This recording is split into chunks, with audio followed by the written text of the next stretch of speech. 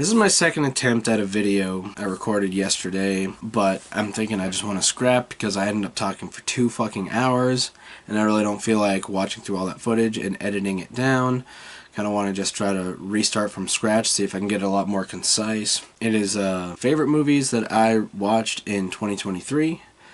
And I even got some movies out. I don't have all of these movies. I don't own versions of all of these movies. The ones I did have, I did dig out. Basically what I did is I looked on my letterbox and I looked at all of the movies that I watched this last year. I was looking at just movies that I've seen for the first time. If I don't talk for too long, a couple of honorable mentions that are of rewatches that I bumped up higher than I had before. But I ended up coming out with 13 movies I had ranked at 4.5 stars out of 5 to 5 stars. And they're all 4.5 stars except for the last 2, which will be 5 stars. And I'm going to go in order of my rough order of least favorite to favorite. Basically all the 4.5 star ones, like, they're kind of pretty much interchangeable for the most part. The 2 5-star, I do think the one that I'm saving for last is like just barely my favorite that I watched this year. You might be surprised of what that is. Alright, so let's just get into it. This first movie I do happen to own, but I actually watched it in theaters. Oh man, I was thinking this was 4K. No, I just got the Blu-ray steelbook of Spider-Man Across the Spider-Verse. I've always been a lifelong fan of Spider-Man. I grew up loving the comics. I loved the cartoons. I loved the video games. Especially remember the PlayStation 1 Spider-Man video game. I remember not liking Spider-Man 2 Enter Electro, but the first one was fucking awesome. Spider-Man's always been my favorite superhero, my favorite comic book, superhero comic book at least. I'm really liking the love that they're giving to Spider-Man and the Spider-Verse in these animated films. The writing is superb, the voice acting is superb, the artwork and the styling is awesome. A lot of funny stuff happens in this, and there's also a lot of heart in it. Somehow they did a fantastic job with it, and I'm really glad. I loved the first Spider-Man Into the Spider-Verse. Really loved that one, but I think I like this one even more. I do like the Tom Holland Spider-Man films a lot as well. Even though I'm kind of starting to get a little bit fatigued with MCU. I'm not nearly as into superhero movies as I used to be, because I'm also not nearly as into superhero comics as I used to be. I used to be a huge Marvel comic buff.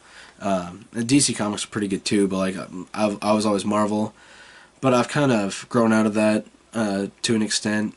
I still read some stuff here and there, but I'm not nearly as much like of a nerd about it. Next movie, I don't own this one yet, but Night of the Creeps, and this one surprised me because I love zombie films, and this one was always billed as a zombie film whenever I was described to, but it is kind of zombies, but it's also kind of like, if I remember right, it's like alien slugs or something like that take over people's brains and kind of turn them into zombies that way. It's not like the George Romero zombies, but it's still like an interesting concept, and you know, it's very cartoonish and very like ridiculous humor in a lot of it. And at the same time, kind of like with the Spider-Man Across the Spider-Verse, there's also a lot of heart to it, and also actually deals with some pretty heavy subjects. Like there's one scene where one of the characters has duct taped his doorway sealed, and you're kind of thinking why, and then like when one character comes by trying to like get him to help him to try to stop the zombies from taking over, like killing all the students in the university, the guy ends up like going over to like his gas oven. He starts turning off all the gas, and you're like, oh shit, because like that character had just gone through like some pretty fucked up shit, and it's like, dude, he was about to like end himself. You know what I mean? Like describing that scene doesn't give it justice, at least for me. That was like a pretty like holy shit scene. It wasn't like a funny scene. It wasn't like anything like that. It was like a damn, this guy's hurting. They're really going to like some heavy subject matter here. And there's like some other instances where they also like tackle some heavy subject matter like that. Like nothing like there's nothing too explicit or anything like that. If I remember right, a lot of the other things though are pretty plot related, so saying them would kind of give some spoilers. So I don't want to do that. It has also been a hot minute since I watched this film this year, so I can't really remember all of it anyway. I just remember loving the fact they somehow blended like horror, sci-fi, comedy, and like emotional drama, like all in one. I thought it was really cool, way they were able to pull that off so well. Next film on this list, it's a really weird one. Kind of on the fence about watching this one for a while, just because I've heard such polarizing stuff. Not polarizing of if it's good or bad, but polarizing if it's worth watching or not. I don't know how to explain that, but anyway, it's Antichrist, Lars von Trier, and that's kind of a lot of where the controversy is there. It's Lars von Trier. He's definitely said some weird stuff in the past, so it's kind of like that's kind of part of it. But also, like a lot of people have like said, like some people say that this is a really good and thought-provoking film, and some people say that it's just shocking to be shocking. I think it's like a healthy mix of both, but I think it really is more on the thought-provocation side. But it's weird because it's like it blends psychological horror, drama, folk horror, body horror. So it's like this couple, their infant son ends up dying, and Charlotte Gainsbourg's character, the mother, kind of gets really like super depressed and grief stricken by it, and Willem Dafoe's character, the husband, the father, he's a psychologist, and he has them retreat to like this cabin deep in the woods to try to get away from civilization and try to like help her depression. But like it's kind of implied that he thinks that maybe she's just getting like hysterical, and I think it plays into a lot of those old misogynistic ideas that like women suffer from hysteria easily and you should throw them in the loony bin whenever that happens. Stories like The Yellow Wallpaper, the old gothic tale, deals heavily with that. In that instance, it's about postpartum depression. And so like I feel like that's what Lars von Trier is kind of like, I don't know if I want to say commenting on, but kind of like riffing on. And even though this takes place in modern day, unfortunately, like not everywhere, not everyone is down with men and women's rights. Or women's rights, I guess, would be the thing. They're all for men's rights, but they're not for women's rights, sort of thing. Maybe that's not what Lars von Trier is going for, because he said some weird stuff that makes me wonder if maybe he does care about that or not. I don't know. And then there's like also, you find out that like Charlotte Gainsbourg's character is like kind of like obsessed with like weird stuff, and there's a lot of psychological stuff in here, and then there's a lot of things like genital mutilation that is very graphically shown, and it is very extreme. It is more on the extreme side of horror than a lot of other stuff that like even I watch, but it is very good, very thought-provoking, and beautifully done. Acting superb, filming superb. I really liked it. I really enjoyed it. Definitely had me still thinking about a lot of stuff like afterwards, and the Criterion Blu-ray is, beautiful. Alright, next movie on my list that I want to talk about is Drive. And I was at my brother's house, and we were hanging out, and we were trying to find a movie to watch, and he was saying like, oh yeah, Drive's always a good one. I'm like, yeah, I haven't seen Drive yet, and he's like, oh man, let's watch that then, and I ended up loving it. A lot of people, there's a lot of people that are kind of polarized on it, because starts off right off the gate with like this really action-packed like chase scene because Ryan Gosling plays as this guy. He kind of makes a living as a getaway driver for people that are like robbers or doing other kinds of crimes. But the movie starts off when like one of those things like ends bad, and so the rest of the movie is kind of like trying to distance himself from that and trying to make like a new identity for himself and stuff like that, and he ends up falling in love with this girl, and then because he ends up falling in love with that girl, he ends up getting sucked into kind of going back to his getaway driving crime stuff, and a lot of people complain because after that first scene, people complain that it's way too slow for a lot of the rest of the movie. I actually really like it for some weird reason. I don't know why. There are definitely some movies that I can't stand when they're slower paced, but then there's some movies that like the slow pace works for it, and I think Drive was one of them. I don't want to get too much into it. I don't really want to spoil anything because it's kind of like one of those one of those films that I feel like the less you know about it, the better off you are, and the more powerful the movie is. Next movie I'm going to talk about is Jackie Chan's Police Story 2. Now, I don't have it by itself, but I've got this Criterion Collection compilation of the first two Police Stories. Because I had seen the first Police Story like last year or so. I don't know why it took me so long to finally watch the sequel. The sequel was fantastic. It's just one of those like martial arts action films. Police Story 1 and 2 were both written and directed by Jackie Chan himself. And of course, if you know anything about Jackie Chan, he also is a very renowned stunt coordinator. So he coordinated a lot of the stunts of all the other people in this movie. Then he also does his own stunts. Both of these movies have like a reel at the end that shows like all the times that like he gets hurt during some of his stunts and stuff like that. It makes you think like, how the fuck did this guy not die in the 80s, man? But I'm so glad he didn't. Like, he brought us so much, like so many great things, so many great movies. He just seems like such a sweet guy, you know what I mean? Like, the premise is he's trying to go after, like, trying to solve the case of like this guy that keeps bombing different random places like in the city. And so even though like it's very much like action-packed and it's Jackie Chan, so it's kind of light-hearted action and there's a lot of humor in it, there's also a lot of like, you know, pretty intense stuff with that, which is really cool. And overall, it was a fantastic fucking film. Like, I highly recommend both. I think I have them both like as like a 4.5 out of 5, but maybe upon rewatches, like one or both of them might end up being 5 out of 5. Like, they're such great films. Definitely, if like you're interested in any kind of like martial arts or action film, or if you want to delve more into like Chinese cinema, I think anybody could probably find something they like about these films. Next film I want to talk about is The Hourglass Sanatorium.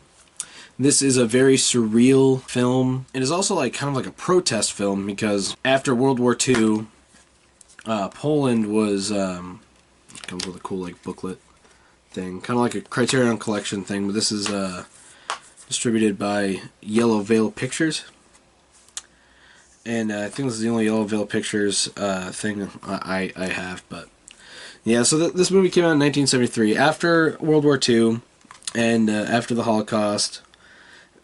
Poland ended up being occupied by the Soviet Union, I believe, or at least certain parts of Poland. And Poland ended up wanting to censor a lot of things. They wanted to promote more communist messages in all of their media, and then anything that had to do with Jewish people or celebrating Jewish people and Jewish culture or depicting like how they were treated during the Holocaust. They wanted to try to get rid of all of that. And this movie is very much like a very surreal, haunting metaphor for the collective trauma of the Holocaust and the after effects and everything like that. The director ended up sneaking this into the Cannes Festival, and he got in a lot of trouble from Poland. I don't know exactly like how, like what kind of trouble he got in. I don't know if he got arrested or what, or like exiled. But another thing too that inspired this this movie, and also like the stories that this film is inspired by, short stories of Polish Jewish writer Bruno Schulz. At one point after the Holocaust, Poland had declared, what was it?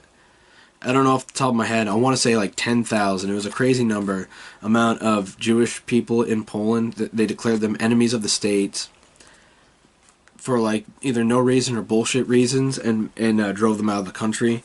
So basically, like, Poland was trying to kill Jewish culture and get rid of it, and they wanted to usher in more communist culture. So this film is like a big protest of that, big metaphor of that. Knowing all that makes this film a lot more enjoyable, because when I first watched it, I still loved it, but like there was still a lot of like, I was really confused by a lot of the stuff that happens, because like it goes like a dream. The characters will be in one setting, and the setting will kind of like melt into a next setting. There's so much happens in the background, and so much like details in the background, like fruit in the background will decay or like do the exact opposite. So there's like weird manipulation of time, and a lot of metaphors of death and stuff like that. And times where like the main actor, like he's in like all the scenes, and there are times where like he almost seems like he's acting younger, times where he's acting older.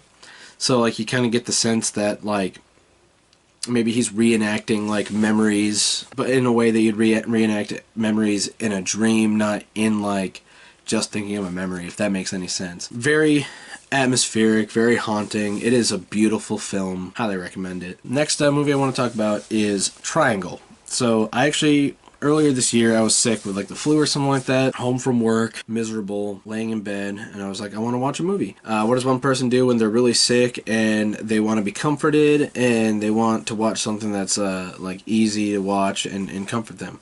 Well, of course, they go on to Shudder and they find a fucking horror movie that they hadn't seen before. That's me. Triangle is really fucking awesome. It's like this group of friends get caught up in like a storm or something like that when they're like in like a small boat, and I think they capsize and they end up finding like this big cruise boat, and they get on and they're trying to find like where all the crew is, but they can't find any of the crew, and then shit starts to happen, and it's one of those films that there are plot twists that you do not expect. Kind of makes you think. It's one of those things where like I feel like the message is like sometimes in life we're just kind of fated to make the same mistakes over and over again, sort of stuff. You know what I mean? It's both like an interesting, thought-provoking message, and it's also like very like bleak. I don't really want to say much more about that movie because I want you guys to experience that movie in all its glory and not have anything spoiled, even to a small extent.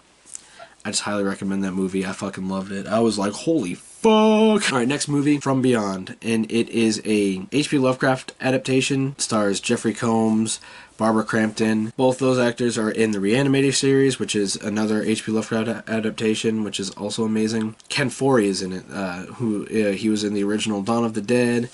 He was in Rob Zombie's Halloween. And he was in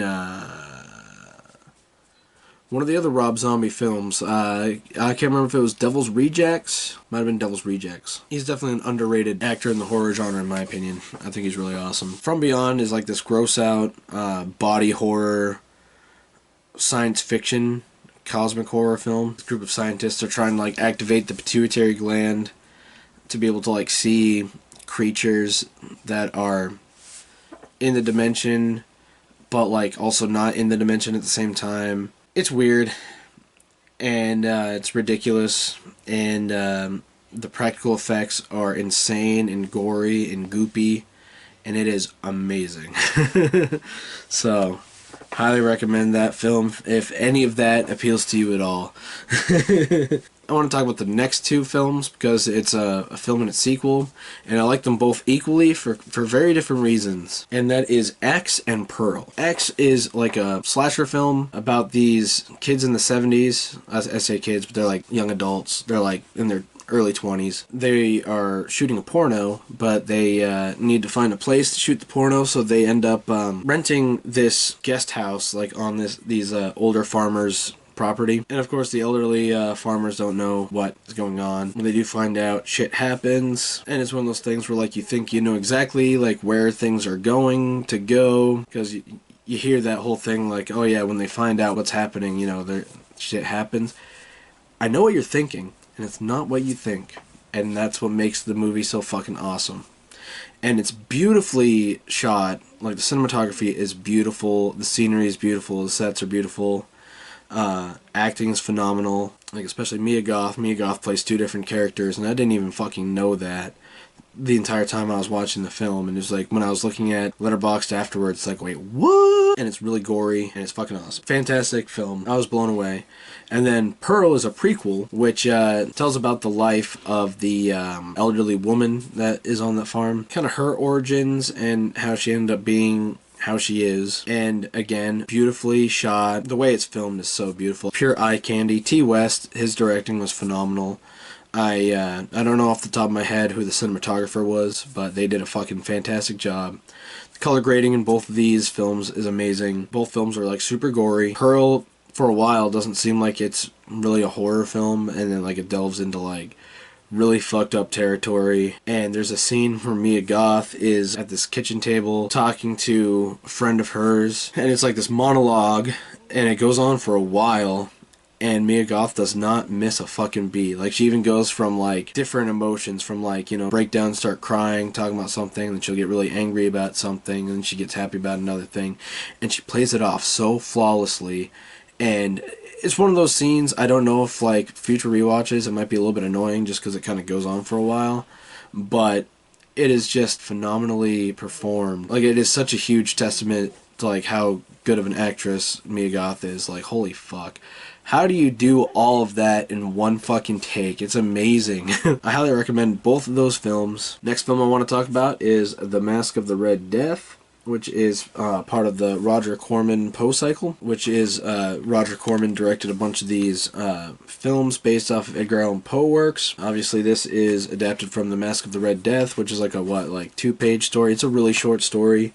So how do you take a small-ass story like that and turn it into a full-length 89-minute movie? What you do is you take some liberties, you expand on some things, add in a lot of like satanic cult stuff, put Vincent Price in there because he's gonna make anything a million times better as soon as he's in it.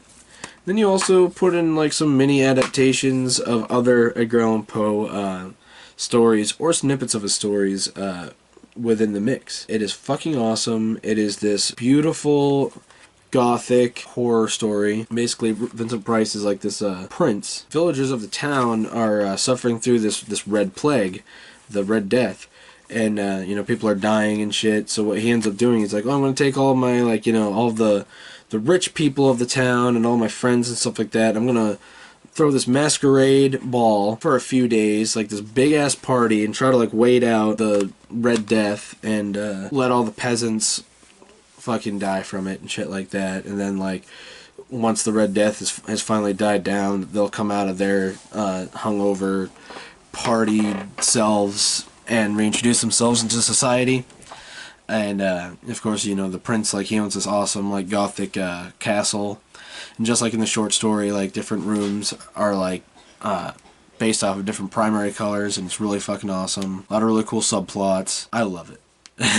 Pretty peak 1960s gothic horror atmosphere. I fucking love it. And I love Vincent Price. Now we're going into the last two movies. And these last two are 5 out of 5 stars. I don't own the first one, the favorite one, on physical yet, but I do own this next one on physical, the second favorite one. It is The Cabinet of Dr. Caligari. And this is a 1920s, like 1920 exactly, silent film. It is part of the German expressionist film movement. It has become like a staple of horror film history. Kind of comes with like this small booklet of the expression of horror and stuff like that. And you know, it is surreal. It is pretty ahead of its time in a lot of its effects. It has fantastic set designs and fantastic makeup. It actually has a really cool plot twist as well as a sick-ass cover. Everything about this film was amazing. Like, it is so fun. It definitely has some creepy, eerie vibes to it. It's very unique. The plot twist / like, you know, how things go kind of end up being like a bit of like a trope later on when other stories try to imitate it and stuff like that. But it's like one of those things has been imitated so much but has never been recreated. Phenomenal. It is great. Like, anybody who's like a huge film buff or is a huge fan of horror or a huge fan of like surreal atmospheric stuff, like all three of those things, you're gonna love this. And I know, like, yeah, it's a silent film, and there's a lot of people nowadays who don't think they could sit through a silent film. Like, trust me, like, it is worth it. I mean, I'm somebody, I don't really mind silent films, so I guess maybe I'm not the best person to say, but I feel like your attention is going to be pretty well occupied by this film if you watch it. Alright, so now for my favorite movie that I watched this year. Another one that I watched in theaters. It is Barbie. You might be thinking, especially since I'm really into horror, like, how can I put that above The Cabinet of Dr. Caligari? It was a hard decision, and it's not like it's very far above it. Barbie is very, like the technical aspects are great, like, the color is amazing, the cinematography is amazing, the way it's filmed, the acting is phenomenal, the casting was great, the script is hilarious and clever. It's a movie that's, like, it's targeted for everybody. Like, anybody can love it. Like kids, adults, men, women, everybody can love it. I feel like, like I know there are some people that don't want to love it for some weird reason. They want to say like it's political or feminazi bullshit or some stupid shit like that. And it's like, why? Barbie's always been one of those things, like ever since it was created, to like empower like little girls that get the Barbies and like tell them they can be whatever they want, and like to try to fight, gender stereotypes that like you have to be Susie Homemaker or whatever the heck, you know what I mean, all the time. So of course there's going to be a lot of positive messages about that, and for little girls in the movie. Thinking that men and women should have equal rights, to me, is not feminazi. It is what should have been how it is for centuries now, forever now, but like for some stupid reason. I think there's like some like men that get pissed off because there's some like pokes at like fragile masculinity in this movie, and it's like, well, unfortunately there's still a lot of that today. I see a lot of that all the time. I'm a man, and I've never understood fragile masculinity, like personally. So equal rights to me shouldn't be political. Should just be something that everybody wants. Like I don't get why that's political. Like why would you not want everybody to be happy, with themselves? So to me, like a lot of the things in Barbie, I don't think they're really trying to shove any opinion down your throat. I don't think they're really trying to go for a lot of those messages. I think it's kind of more along the lines of like just the basic like telling little girls that they can do what they want, and like don't be afraid to have dreams and aspirations, and want a career and all that kind of stuff like that. Because for one thing, little girls should be told these things, because it's true. They should be able to grow up to have whatever career they want, stuff like that, and not be stuck with some like dude that like beats them. They don't have food on the table as soon as they get home from work and stuff like that. Like we live in 2023 now. Like that shouldn't be a thing anymore. I think there's a lot of positive messages about like finding yourself in general, whether not even just for little girls, but like for like anybody. And like, but thankfully, I don't think it's like a majority of people that are. Seems like the majority of people love this movie, and that's the way it should be. Because to me, I don't think it's bad. I don't think it's really like trying to shove any views down your throat. I just think it's literally like just a really good, entertaining, fun, hilarious movie. You know what I mean? Like, in my opinion, that's my thoughts on it. They also they just did a lot with like the concept of Barbie dolls. You know what I mean? Like, they didn't have to go so hard in the fucking story, but they did. Like, it has a genuinely good story, it has genuinely great characters, and yeah, like, there's nothing not to love about that film.